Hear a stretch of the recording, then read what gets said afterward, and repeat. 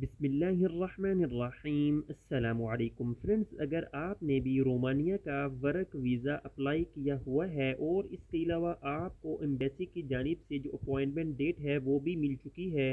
आज की इस वीडियो में हम सीखेंगे कि भाई आपने एम्बेसी में किस तरह से इंटरव्यू देना है और कौन कौन से क्वेश्चन एम्बेसी की जानिब से पूछे जाते हैं। याद रहे, अगर आपको इंग्लिश नहीं भी आती है तो भाई आपने इस वीडियो को स्किप नहीं करना है, क्योंकि उर्दू और इंग्लिश दोनों में इंशाल्लाह आज की इस वीडियो में मैं आपको बताऊंगा कि कौन कौन से इंपॉर्टेंट क्वेश्चंस एम्बेसी की जानिब से जो वर्कर होता है उसको पूछे जाते हैं। अभी तक आपने यूट्यूब चैनल को सब्सक्राइब नहीं किया हुआ है तो जल्दी से यूट्यूब चैनल को सब्सक्राइब करके वीडियो को भी लाइक कर दीजिएगा। अब यहाँ पर हमें स्क्रीन पे एक पेज शो हो रहा है जिसमें सबसे पहले हमें जो वर्ड शो करता है वो हाय सर, यानी कि अगर आप एम्बेसी में इंटर होते हैं तो इन्वेस्टर के सामने जो सबसे पहला वर्ड बोला जाता है वो हाय सर का बोला जाता है। सेकंड नंबर पर अगर आप वो मॉर्निंग में है तो आपको गुड मॉर्निंग बोला जाएगा। अगर आपका आफ्टरनून में है, दोपहर के वक्त है, तो फिर आपको गुड आफ्टरनून बोला जाएगा। फिर इसके बाद थर्ड क्वेश्चन जो पूछा जाएगा कि आप कहाँ जा रहे हैं, वेयर आर यू गोइंग, आप कहाँ जा रहे हैं। आप याद रखें, इसको अपने माइंड में रख लीजिएगा। आपने कहाँ जाना है, आप उस कंट्री का नेम भी पता होना चाहिए कि भाई आप रोमानिया जा रहे हैं। फिर इसके बाद जो मोस्ट इम्पोर्टेंट क्वेश्चन पूछा जाता है इन्वेस्टर की जानिब से कि आप क्या काम करते हो।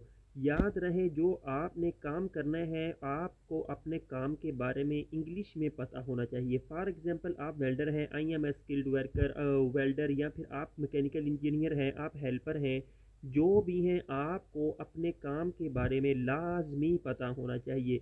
फिर इसके बाद आपको अपनी कंपनी का नेम भी पता होना चाहिए जिस कंपनी में आपने वहाँ पर काम करना है। इसको इंग्लिश में बोला जाएगा what is your company name, कि भाई आपकी कंपनी का नेम क्या है। गवर्नमेंट, प्रोफेशनल, वेल्डिंग, यानी कि आपको अपनी कंपनी का नेम जो है वो लाजमी पता होना चाहिए। आपकी ड्यूटी की टाइमिंग कितनी होगी, what is your duties timing, आपकी भाई ड्यूटी की टाइमिंग क्या है। आपने इसको भी माइंड में रख लेना है कि भाई आपने वहाँ पर जाके कितने घंटे काम करना है। 8 घंटे है, 12 घंटे, जितने भी वहाँ पर काम चलता है, 8 घंटे चलता है तो आपने 8 घंटे को अपने माइंड में रख लेना है। फिर इसके बाद जो मोस्ट इंपॉर्टेंट क्वेश्चन होगा कि आपकी सैलरी कितनी है, व्हाट इज़ योर सैलरी। आपको ये भी माइंड में होना चाहिए कि भी मेरी 880 US डॉलर सैलरी है, या फिर आपकी कितनी सैलरी लगी है। फिर इसके बाद क्या आपकी कोई सालाना छुट्टी भी है, yearly leave. Yes of course, जी हाँ, मेरी ईयरली लीव है। आप रोमानिया क्यों जा रहे हैं। फिर इसके बाद जो मोस्ट इंपॉर्टेंट क्वेश्चन होता है पैसों के लिए और अच्छे मुस्तकबिल के लिए, आपके पास ये आंसर होना चाहिए sir, to earn money and better future, यानी कि आप अपनी पैसे अर्न करने के लिए और अपने अच्छे फ्यूचर के लिए जा रहा हूँ। आप यहाँ क्या काम कर रहे हो, what are you doing here, यानी कि आप यहाँ पर क्या काम करते हैं। फॉर एग्जांपल, आप पाकिस्तान में हैं, इंडिया में हैं, तो आप यहाँ पर क्या काम करते हैं। आपका मैकेनिकल का शोबा है, आपका वेल्डिंग का है, आपका सेफ्टी का है, आपका कोई और है, तो आपको ये भी माइंड में होना चाहिए।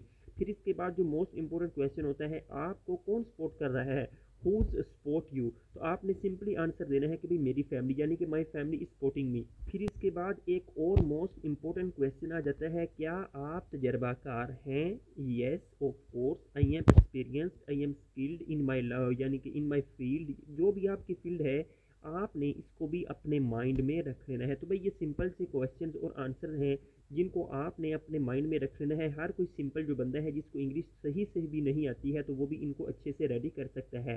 तो यही क्वेश्चंस क्या होगा जो इन्वेस्टर है वो आपसे पूछेगा आपके वीज़ा के रिलेटेड, ताकि आपका जो वीज़ा है वो आपको बस इतना सा होना चाहिए कि भाई ये बंदे को इंग्लिश आती है। ठीक है, आप सबके कीमती वक्त का बहुत बहुत शुक्रिया। अल्लाह निगहबान। अस्सलाम वालेकुम।